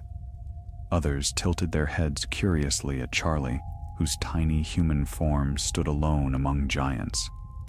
A horntail snorted, sending a cloud of steam swirling into the air like a dragon-sized sigh. A longhorn scraped its claws against a stone pillar, carving slow grooves as though marking new territory. The Ironbelly watched silently, its molten eyes reflecting Emberclaw's stance. Emberclaw stood tall in the center of the ring, wings half spread, his breath steady. He rumbled, a long, deep note that resonated across the plateau. It was not a command, it was a reassurance. Charlie took a small step forward, the dragons stilled. A few leaned closer, eyes gleaming. Though his heart hammered wildly, he felt no fear, only wonder. He raised his voice, letting it carry through the icy air. "Dragons of the mountains, Emberclaw has led you far from danger. The relic that threatened your minds and spirits is destroyed. Its enchantments are gone." Several dragons shifted, as though listening with cautious interest. "You are gathered here because ancient magic stirred you," Charlie continued. "But that magic does not command you. It does not bind you. It is simply part of what you are." The Ironbelly growled softly, a contemplative sound. Charlie swallowed hard, choosing his next words with care. "But humans will not understand this gathering. They will fear it. The ministry would intervene, and conflict would follow. Conflict none of us want." Emberclaw nudged Charlie gently with his snout, the warmth of his breath scattering frost from Charlie's cloak. Charlie placed a hand against the dragon's scarred scales. You saved them, Emberclaw. You freed them. And now they look to you not as a sovereign, but as a guide. Emberclaw raised his head, roaring into the wind. The sound echoed across the plateau like an ancient bell, powerful and sure. The dragons answered, dozens of them, each voice rising to meet Emberclaw's in a chorus that shook the snow loose from distant cliffs. Fire lit the sky in bursts of vibrant color, swirling together like a storm of flame and frost. When the echoes faded, Charlie felt the plateau settle into stillness again. Emberclaw lowered his head toward Charlie, eyes glowing softly. A choice, a promise. Charlie nodded. We guide them to the far wilds, where dragons once roamed freely, where no wizard will follow. A murmur rippled across the gathered beasts, an agreement of rumbling voices and shifting wings. Emberclaw turned his gaze toward the distant horizon, where jagged peaks faded into a vast expanse of white wilderness. The north. Alina once told him tales of lands beyond the known mountain chains, regions where dragons were said to nest without fear, where storms never ceased, and the skies belonged to no wizard. Charlie exhaled a long breath of icy air. Then, that's where we go. He mounted Emberclaw once more. The dragon's wings spread wide, casting a sweeping shadow across the plateau. The other dragons responded, preparing to take flight. Charlie paused, gazing once more at the mountains stretching behind them. Somewhere far below, the sanctuary would be waiting. Alina would be sending dispatches, Mihai pacing, the ministry unaware of the storm that had nearly broken upon their world. He whispered into the wind, "Hold fast, I'll return." Emberclaw leapt skyward, wings carrying them upward in a rush of frigid air. The dragons followed in great, swirling spirals, ascending until the plateau vanished beneath clouds of frost. They flew north, beyond all mapped land, beyond the reach of wizards, beyond the known world, toward the ancient wilds, where dragonfire and stormlight shaped the very bones of the earth. Charlie held tight as the dragons stretched across the sky like a living constellation. Whatever awaited them in the deep northern reaches would test their strength and resolve, and would determine whether this fragile peace between dragons and wizards could endure, or whether a new age of flame would rise from the far wilds. The flight northward stretched across a vast and unforgiving realm, a wilderness seldom glimpsed by human eyes. Snowstorms rolled across the sky like great wandering beasts. Cliffs rose in jagged battlements, carved by winds so ancient they seemed to whisper tales of forgotten ages. Yet the dragons pressed onward, soaring through the churning air with unwavering resolve. Charlie held fast to Emberclaw, chills nipping his face, his cloak pulled tight against the biting wind. Though exhausted, Emberclaw flew with determination, a leader who bore no crown, only the steadfast courage of one who had chosen freedom over fire-forged chains. The great flight moved with measured grace. Dragons kept instinctive spacing, weaving through turbulent currents with the unity of a single vast organism. Their fire lit the skies in intermittent bursts, guiding their path through storm and shadow. Hours passed, or perhaps days. Time lost meaning in that endless winter. At last, the storm broke, revealing a horizon unlike any Charlie had ever seen. An enormous valley unfurled beneath them, an expanse untouched by wizard or wand. Mountains hemmed it in on all sides, rising like titanic guardians. Frozen rivers braided through the valley floor, joining at a lake so clear it mirrored the heavens. But what caught Charlie's breath was not the beauty of the place. It was the silence. A deep, resonant silence filled with ancient magic. the remnants of something that felt almost sacred. Emberclaw descended slowly, circling over the valley as though testing the air. The dragons behind him roared with awe, their voices echoing across the ridges in tones of recognition. "This," Charlie whispered, voice trembling with wonder, "is where they belong." Emberclaw glided downward, landing upon a snow-covered outcrop overlooking the valley. The other dragons settled across the basin in sweeping arcs, wings folding in solemn reverence. Some breathed flames in bright, celebratory flares. Others dipped their heads toward Emberclaw in acknowledgement. Charlie dismounted, boots crunching against fresh snow. The air here was crisp, cold, and strangely comforting. A place removed from human fears. A sanctuary built not by hands, but by the very bones of the earth. Alina's last words echoed softly in his mind. "Bring them home." He knelt beside Emberclaw, brushing ice from the dragon's scales. "You've done it," he whispered. "You've brought them to the one place still safe for them."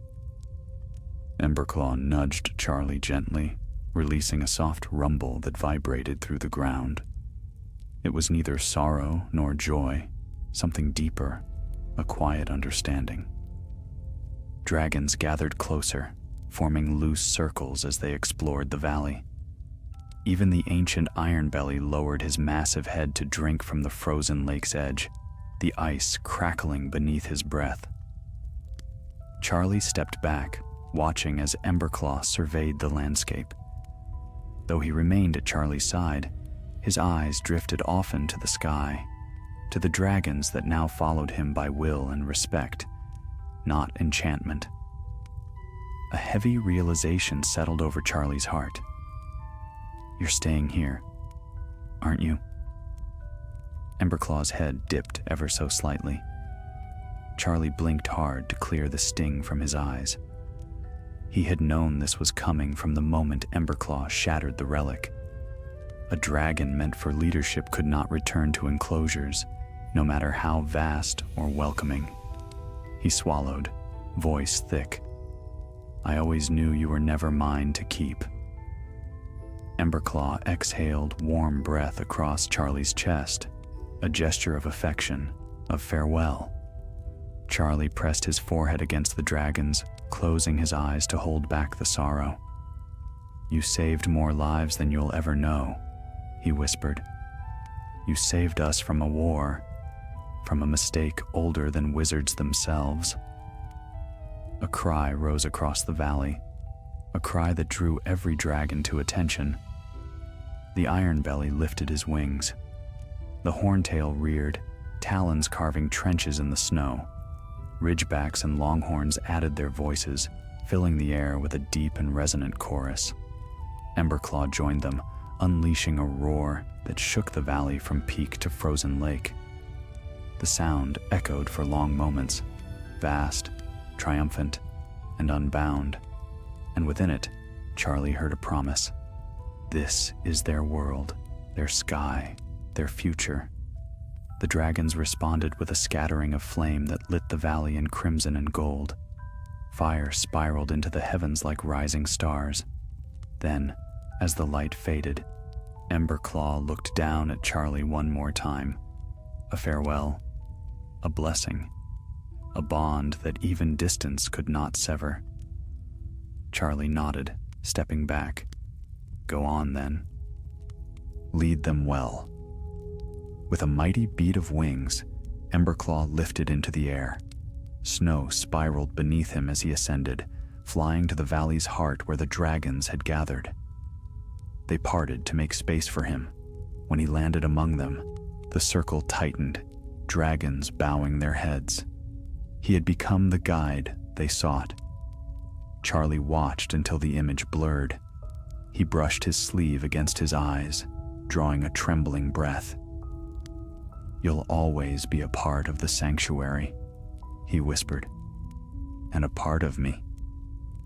A soft crunch of snow behind him broke his thoughts. He turned to see the stranger standing several paces away, arms wrapped tightly against the cold. They looked smaller now, humbled and uncertain. "You'll return to your people?" Charlie asked. The stranger nodded slowly. "To tell them everything, to end what remains of our misguided order. The relic's destruction was not the end we imagined, but it is the one we needed." Charlie studied them a moment, then extended a hand. "Help protect these mountains.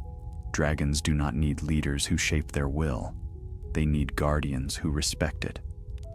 The stranger hesitated, then clasped his hand. "I will." They parted ways with no more words.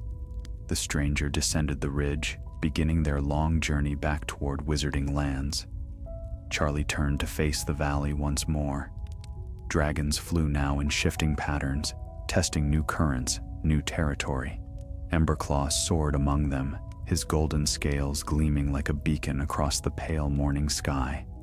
A final warmth touched Charlie's heart. "All right," he murmured, steeling himself. "Time to go home?" The walk back would be long, treacherous, cold. But Charlie Weasley had never feared a difficult path.